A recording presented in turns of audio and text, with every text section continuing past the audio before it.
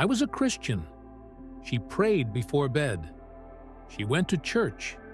She posted Bible verses. She talked about purpose, discipline, and growth. But there was a part of my life that I kept hidden. And it wasn't from the others. It was from myself. During the day, I talked about God. At night, I was feeding something that was distancing me from Him. I remember one particular early morning. The room was dark, only the cold light of my cell phone illuminating my face. I had already promised it would be the last time. I had already prayed for strength. I had already felt guilty. But there I was again, scrolling, searching for more, always more. And when it was all over, silence followed. A heavy silence. It wasn't just moral guilt. It was something deeper. It was as if my soul knew I was trading something eternal for a few minutes of cheap pleasure. I would kneel down afterwards and pray, "God, help me." But the next day, the cycle repeated itself. The problem wasn't just the act itself. That's what it was doing to my mind. I didn't realize it right away, but my concentration began to wane. My studies became more difficult. My energy at the gym dropped. My desire to seek God cooled. And the worst part? My perspective on women began to change. Without realizing it, I was training my brain to consume bodies, not to see souls. I started in this cycle long before I understood what was happening. In adolescence, it seemed normal. Everyone talked about it. Everyone joked about it. It even seemed like a male rite of passage. The internet was there, free, infinite, and anonymous. At first it was curiosity. Then it became a habit. Then it became a necessity. I thought I was in control. But if you need to repeat something that destroys you, you have no control. You have an addiction. And this didn't just affect my purity. It affected my identity. I wanted to be a disciplined man. I wanted to be strong. I wanted to be someone who honored God. But how could I lead my own life if I couldn't control my own impulses? That's when I started to realize something that no one taught me in church. Pornography is not just a sin. It's a form of mental training. You train your brain to seek instant reward. You train your mind to distract itself when you feel stressed. You condition your body to respond to artificial stimuli. And without realizing it, you begin to lose your appetite for difficult things. Studying becomes more difficult. Training requires too much effort. Praying seems boring. Because your brain has already received the largest possible dopamine rush without any real effort. I was silently sabotaging myself. And the scariest thing is that, from the outside, nobody could see anything. I kept smiling. I continued going to church. He continued talking normally. But inside, I was broken. I lived a public life of faith and a private prison. And perhaps you understand exactly what I'm talking about. Perhaps you too have already promised to stop. Perhaps you too have felt that mixture of pleasure and shame. Perhaps you too are tired of living in this secret cycle. I had to reach a point of exhaustion to understand that this wasn't just a matter of willpower. It was a matter of mental warfare. My brain had been sexualized, trained, shaped by constant stimuli. And until I understood that, I would continue fighting the wrong battle. I tried to resist temptation at the moment, but I never eliminated the seeds that planted that temptation during the day. Instagram, short videos, harmless images, malicious conversations. I would feed the fire and then ask God to put out the blaze. That's when I realized that if I really wanted to change, I didn't just need to stop watching pornography. I needed to desexualize my brain. I needed to rebuild the way my mind reacted to stimuli. And that completely changed my life. But before I show you how I did it, you need to understand one essential thing. Why controlling your sexual impulses is so important, not only spiritually, but biologically, mentally, and emotionally. Because as long as you see this only as a moral error, you will never treat it as the internal revolution that it truly is. And that's what we're going to talk about now. If you identified with this silent struggle, click the like button and comment below. I want to change. Don't write this for me. Write it for yourself. Because acknowledging the problem is the first step in rebuilding your mind. There's something that almost no one can explain to you. Your brain wasn't designed to handle the level of sexual stimulation that the internet delivers today. For thousands of years, access to sex required conquest, courage, positioning, and commitment. There was a path to reward. There was effort. There was building. Not today. Today, you carry in your pocket unlimited access to hundreds of bodies in seconds. Effortlessly, without rejection, without responsibility, without commitment. And your brain doesn't know how to differentiate between what is real and what is artificial. He only understands one thing: reward. Easy rewards are dangerous. The ancient Greeks understood something interesting about this. If you look at the statues of great warriors and philosophers, you'll notice that they weren't depicted as men dominated by desire, but as men who mastered themselves. For them, self-control was synonymous with power, because those who don't control their impulses don't control their lives. And here enters a biological truth that changes everything. There are two primary forces in human beings: survival and reproduction. If you die, your genes cease to exist. If you don't reproduce, your genes run out. Your brain treats these two things as top priority. Now understand what happens when you consume pornography frequently. Your brain interprets that as reproductive success. It releases dopamine at very high levels. Then it releases prolactin, which reduces your motivation. It releases oxytocin, which generates a feeling of relaxation. It releases a chemical cascade that basically says, mission accomplished. But you haven't accomplished anything. You did not face rejection. He didn't build character. He didn't develop courage. It didn't create a real connection. Even so, your brain thinks you've won. And this creates a silent problem.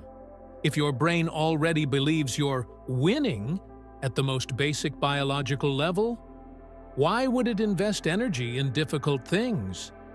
Why study more? Why become an entrepreneur? Why train hard? Why take social risks? You have already received the ultimate reward effortlessly. That's why after the act comes that feeling of lethargy, that lack of motivation, that absurd procrastination. It's no coincidence. It's physiology. Now add that to the current culture. Social networks are overflowing with stimuli, short videos with exposed bodies, content that seems innocent but isn't. You're not just fighting a habit. You are fighting against an entire system designed to capture your attention and sexualize your mind. And if you're not intentional, you'll be shaped. The truth is harsh, but liberating. The way you do one thing is the way you do everything. If you can't say no to a private impulse, you'll have difficulty saying no to public distractions. If you easily give in to instant gratification, you will suffer when you need to build something for the long term. This impacts your studies. It impacts your productivity. It impacts your physical energy. Boost your confidence with real women. It primarily impacts your spiritual life. Because there's something no one talks about in depth. Pornography changes the way you see people. You begin to reduce women to visual stimuli. And when you train your brain to see fragmented bodies, you weaken your capacity to love wholeheartedly. And Christian love demands wholeness. Jesus never looked at anyone as an object. He was looking into the soul, for the history books, for the pain. And every time you consume pornography, you reinforce the opposite of that. But here's the most important point. It's not just about stopping doing something wrong. It's about redirecting energy. Sexual energy is one of the most powerful forces that exist within you. With this energy, men built empires, created works of art, wrote books, erected churches, founded companies, and started movements. When you learn to channel that energy into discipline, purpose, and building, something changes. You start to feel more focused, more clarity, more energy, more courage. Not because he turned into Superman, but because it stopped wasting fuel. Now, before I share the practical strategies that actually worked for me, you need to understand one crucial thing. You don't win this battle just by resisting. You win by rebuilding. Rebuilding your environments, rebuilding your habits, rebuilding your triggers, rebuilding your identity. And that's exactly what we're going to start doing now. The first change that transformed my process was simple, but brutally honest. I stopped fighting temptation at the last stage and started cutting the problem off at the root. For a long time, I thought my battle was against the moment of the fall. I waited for the urge to come, the desire to grow, my mind to start fantasizing. And only then did I try to react. But at that stage, I was already weak. The temptation doesn't begin when you open an adult website. It starts hours earlier, sometimes days before. It starts with that seemingly harmless video in your feed. That photo you know you shouldn't have opened. That sequence of aimless tossing and turning before bed. I realized I had been feeding the fire all day and trying to put it out at night. That's when I understood something powerful through a biblical story. King David fell not simply because he saw Bathsheba. He fell because he was in the wrong place, at the wrong time, doing what he shouldn't have been doing. The battle was raging. He should have been leading, but he was standing idly by. And idleness opened up space for observation. The gaze opened up space for desire. Desire paved the way for downfall. The fall opened the door to devastating consequences. This taught me a hard lesson. Environments matter. If you want to desexualize your brain, praying for strength isn't enough. You need to reorganize your routine. So I started eliminating triggers in a practical way. I unfollowed profiles that constantly exposed my gaze to sexual stimuli. I drastically reduced the number of short videos. I set real limits on my cell phone use at night. I took my cell phone out of the room. It may seem radical, but remaining weak is even more radical. If you were on a diet to regain your health, would you leave a cake on the table every day? Of course. So why leave constant stimuli in the palm of your hand while saying you want purity? The second point was even more profound. I realized I was trying to remove a habit without putting anything in its place.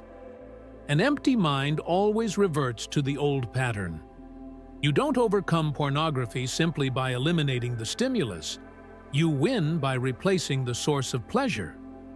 That's when I started applying something simple, replacing cheap dopamine with manufactured dopamine. Instead of ending the day consuming empty content, I started ending the day by reading, even if it was just 5 pages. Instead of using my phone to relieve stress, I worked out. Instead of seeking digital validation, I started developing real-world skills. It was difficult at first, because real dopamine requires effort, but it also builds identity. There is an absurd difference between the satisfaction that comes from finishing a tough workout and the empty feeling that comes after consuming pornography. One builds, the other one drains. And there's another point that completely changed my perspective. I had to relearn how to look at women.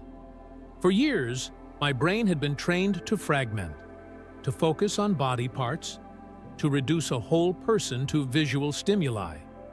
This is not love. That's consumption. And the opposite of loving is not hating. It's to be used. Every time you use someone to satisfy an impulse, you are operating on logic that is the opposite of the gospel. So I started doing something practical when I felt the gaze wanting to slip into objectification. I prayed silently. Lord, purify my gaze. Remind me that she is your daughter, that she has a history, pain, family, purpose. It may seem simple, but this pause created space between impulse and action. And in that space, there is freedom. Take 10 deep breaths, consciously looking away. Redirect your thinking.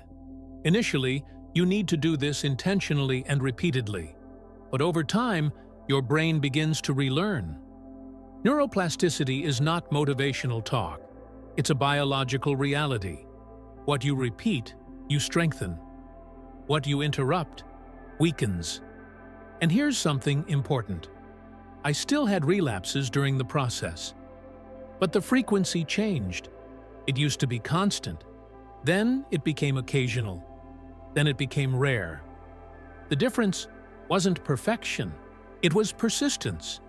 Each time I fell, I didn't wallow in guilt.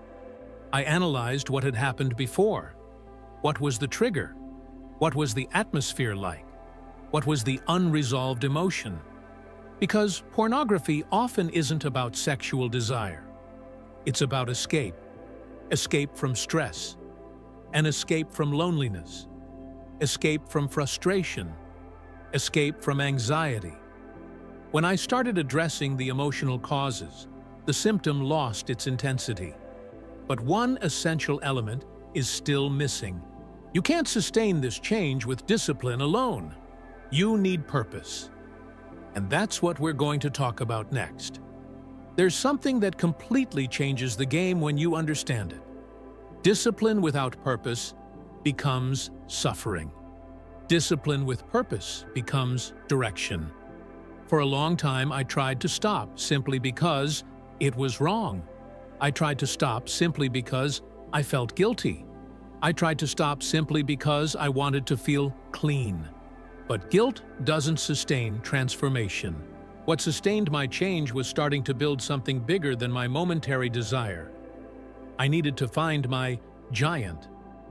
In the Bible, David only confronted Goliath because he had a reason greater than fear. He had conviction.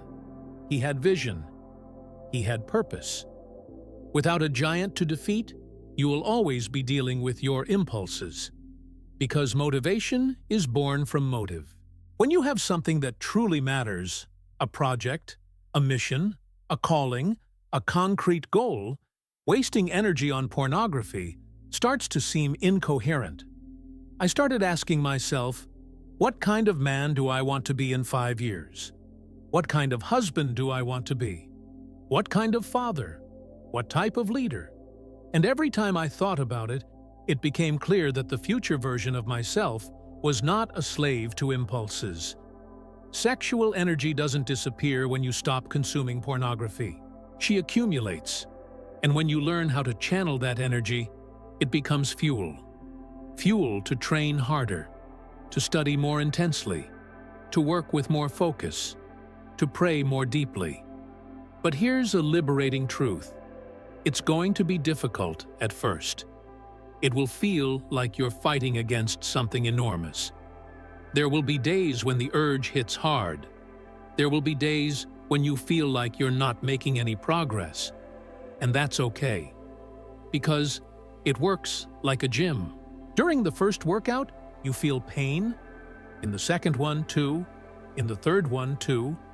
But you continue. And one day, you realize that the weight that once seemed impossible has become light. Desexualizing your brain is exactly that. In the beginning, it's a conscious effort. Then it becomes standard. Then it becomes an identity. You don't need to force yourself not to steal. You don't need to force yourself not to kill. Why? Because that's not part of who you are. The same thing starts to happen when purity ceases to be just a goal and becomes part of your identity. Here's a practical summary of what really works. First, eliminate the triggers. Don't negotiate with environments that weaken you. Second, replace cheap dopamine with manufactured dopamine. Training, reading, creation, learning, real relationships. Third, treat the emotional root cause. Identify whether you are seeking pornography due to boredom, anxiety, stress, or loneliness. Fourth, change your perspective on women. Train your eyes to see dignity, not consumerism. Fifth, build purpose. Without direction, you'll always return to immediate gratification. And above all, understand something fundamental. Falling doesn't mean you've lost. Giving up is what it means. If you stumble, get up. If you fail, analyze it. If you get frustrated, adjust. Persistence builds transformation. Today, I am not perfect, but I am different. My mind is clearer. My focus is stronger. My faith is deeper than that. My relationships with women are healthier. My energy is more stable. And none of this came about as an instant miracle. It came from daily decisions. The internet may have sexualized your brain, but you can re-educate him. You are not a slave to your impulses. You are responsible for training him. And when you take on that responsibility, something changes. You begin to respect yourself. And a man who respects himself doesn't trade his future for a few minutes of pleasure. That's the truth.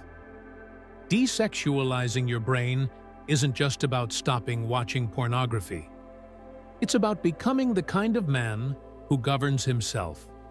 And when you govern yourself, you finally begin to build the life that God intended for you. If this video spoke to you, it wasn't a coincidence. Perhaps you've been silently fighting this battle for years. Perhaps no one knows. But now you know that it's possible to win. If you've decided to take control of your mind, comment below. I choose to control my impulses. I want to see how many men are deciding to become stronger, not just physically, but spiritually and mentally. Subscribe to the channel now, because here we don't condone weakness. We build strength. And turn on notifications, because in the next videos, I'm going to delve even deeper into discipline, purpose, and how to become the kind of man who governs himself. Remember this: you are not a slave to your desires. You are responsible for training him. And a man who learns to master himself, it becomes unstoppable. See you in the next video.